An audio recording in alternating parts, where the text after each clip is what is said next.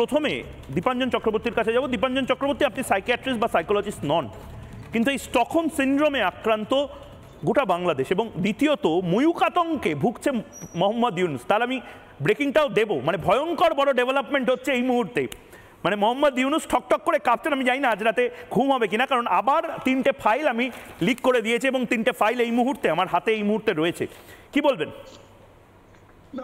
ব্যাপারটা হচ্ছে যে আমি প্রথমেই বলে রাখি, পুরো বাংলাদেশ নয়, মুসলিমেয় সাম্প্রদায়িক পাকিস্তানের দালাল। আমার বলতে খুব বাজে লাগছে, আমার মনে হচ্ছে আজকে সেই লোকগুলো পাকিস্তান প্রীতি দেখাচ্ছে।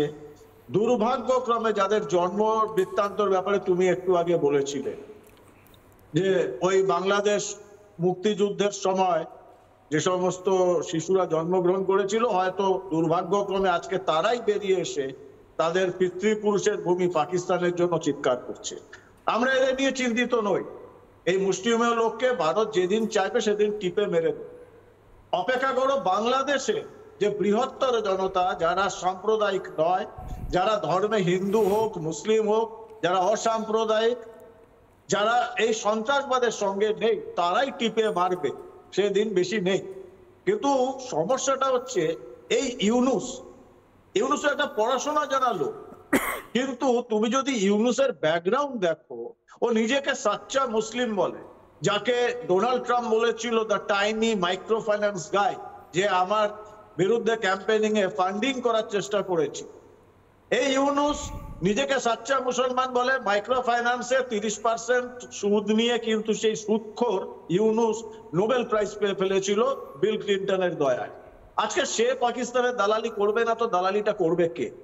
কিন্তু আমার যেটা প্রশ্ন, যে আজকে বিএনপি তো একটা রাজনৈতিক দল, হতে পারে তার মধ্যে সাম্প্রদায়িক ছোঁয়া রয়েছে, কিন্তু বিএনপি জামাত আর হিফাজতের মতো আগাগোড়া সাম্প্রদায়িক উগ্রপন্থী মৌলবাদী দলের সঙ্গে হাত কি করে মেলাচ্ছে? আমি বিশ্বাস করি এবং আমি জানি, যতটুকু আমরাও খবর পাচ্ছি বাংলাদেশ থেকে, বাংলাদেশের যে বৃহত্তর জনতা, অসাম্প্রদায়িক জনতা, তারা কিন্তু প্রাথমিক বিপর্যয় কাটিয়ে তারা আবার উঠে দাঁড়াচ্ছে। তুমি চট্টগ্রাম বলো, যশোর বলো, বগুড়া বলো, তুমি দেখছো যার জন্য সেনা নামাতে হচ্ছে, বাংলাদেশের সরকার কিন্তু ভয়ে অ্যাকচুয়ালি ঠকঠক করে কাঁপছে। শুধু তোমাকে নয়, আমিও বিভিন্ন চ্যানেলে বলি এবং আমি দেখি কি কি কমেন্ট আসে। 50 লাখ টাকা মাথার দাম ডিক্লেয়ার করছে, বাহারিন থেকে ফোন আসছে মারবে। আরে এই ভয়, এর ডর হবে আচ্ছা লাগতা হ্যায়। এখনো তো আমরা কিছুই দেখাইনি। শুধু তাই না দীপাঞ্জন দা, আমি আপনাকে একটু থামাচ্ছি। ये डर हमको अच्छा लग रहा है, ঠিকই বলেছেন। আমি একবার একটা ব্রেকিং নিউজ এই মুহূর্তে নিতে চাই, কারণ এই মুহূর্তে গোটা বাংলাদেশের যে পাওয়ার স্ট্রাকচার সেটা নড়ে চড়ে বসেছে মোহাম্মদ ইউনুস। নথি ফাঁস আতঙ্কে ভুগছেন মোহাম্মদ ইউনুস। একের পর এক ওয়ার্ল্ড এক্সক্লুসিভ রিপাবলিক বাংলায়, এবং একের পর এক নথি যেগুলো মোহাম্মদ ইউনুসের টেবিলে আছে, সেই নথিগুলো রিপাবলিক বাংলার হাতে চলে আসছে। কি করে আসছে? সন্দেহের বাতাবরণ এই মুহূর্তে প্রধান উপদেষ্টার অফিসে।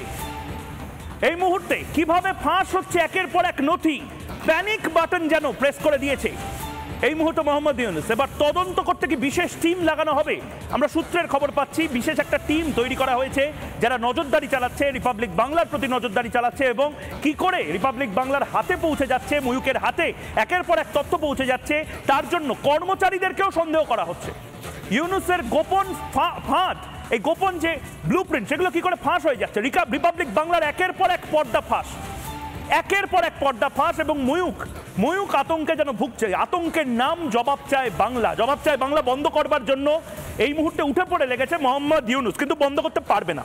নানা ধরনের কন্টেন্ট দেখার জন্য লাইক করুন, শেয়ার করুন আমাদের ফেসবুক পেজ, সাবস্ক্রাইব করুন আমাদের ইউটিউব চ্যানেল।